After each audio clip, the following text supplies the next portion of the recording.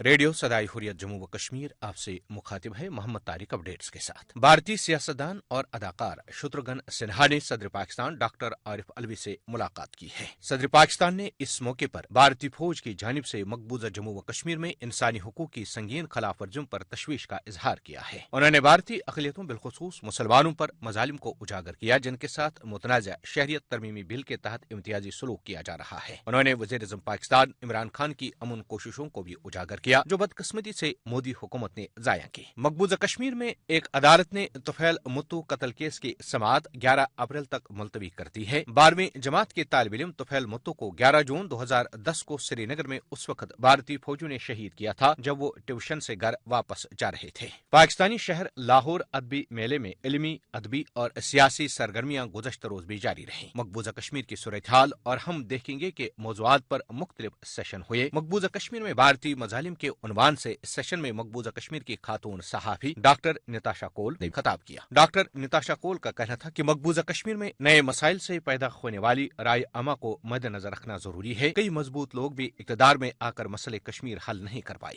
پاکستانی صوبہ پنجاب کے گورنر چودھری سرور نے کہا ہے کہ FATF میں پاکستانی پالیسیوں کی تعریف بھارت کو ہضم نہیں ہو رہی۔ FATF میں بھارت کی پاکستان کے خلاف سازشیں ناکام ہوئی۔ کنٹرول لائن پر بلا اشتعال فائرنگ بھارتی دہشت گردی ہے۔ بھارت میں شہریت ترمیمی قانون NPR اور NRC کے خلاف منعقدہ جلسے میں ایک ہندو لڑکی نے پاکستان زندہ باد کے نعرے لگا کر سب کو حیران کر دیا ہے۔ اپڈیٹس ختم ہوئے۔ مقبوضہ کشمیر میں فوجی معاشرے، لاک ڈاؤن اور دیگر عائد کردہ پابندیوں کو 200 دن مکمل ہونے پر بھارتی سول سوسائٹی کی کئی تنظیموں نے بھارت کی پارلیمنٹ سے صرف 2 کلومیٹر دوری پر جنتر منتر پارک میں ایک احتجاجی مظاہرہ کیا۔ اس احتجاجی مظاہرے میں انسانی حقوق کے کارکنوں اور سول سوسائٹی سے وابستہ لوگوں کی کثیر تعداد نے شرکت کی۔ احتجاجی مظاہرے میں شریک انسانی حقوق کے ایک کارکن نے مقبوضہ کشمیر میں بھارتی لاک ڈاؤن سے پیدا ہونے والی صورتحال کے بارے میں کیا کہا، سماعت فرمائیے۔ ایسی ہزاروں مثالیں ہیں کشمیر میں جو لوگ 100 روپے کی دہاڑی دیتے ہیں، آج 200 دن سے وہاں روزگار نہیں ہے،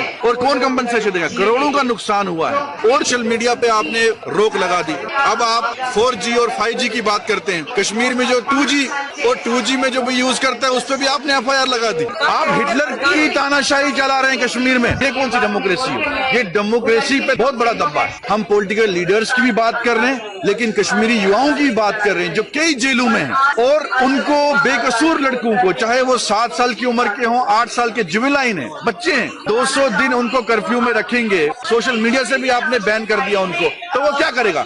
کوئی سورس نہیں ہے، اکنامی ٹھپ ہے ہماری، کوئی بھی ٹورسٹ وہاں نہیں آ رہا۔ 200 دن سے لوگ جو ہیں پریشان ہیں۔